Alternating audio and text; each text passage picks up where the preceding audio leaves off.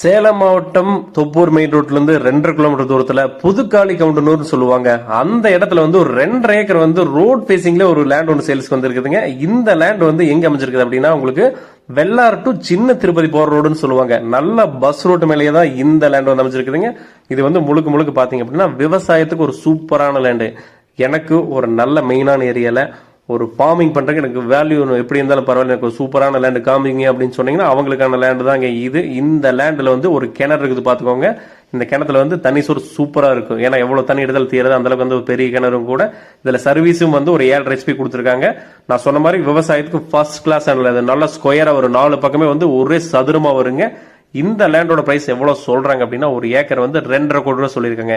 ஏன் வந்து விவசாய பூமிக்கு உள்ள ரேட்டு நீங்க கேட்டீங்க அப்படின்னா, ஒவ்வொரு இடத்துலயும் வந்து ஒரு மதிப்பு இருக்கும் இல்லையா, எல்லா லேண்டுமே வந்து சேமா இருக்குது. ஸோ மெயின் ரோட் இருக்கனால இந்த வேல்யூ. இந்த லேண்ட் உங்களுக்கு பிடிச்சிருந்தா எங்களோட நம்பருக்கு கால் பண்ணுங்க. தேங்க்யூ.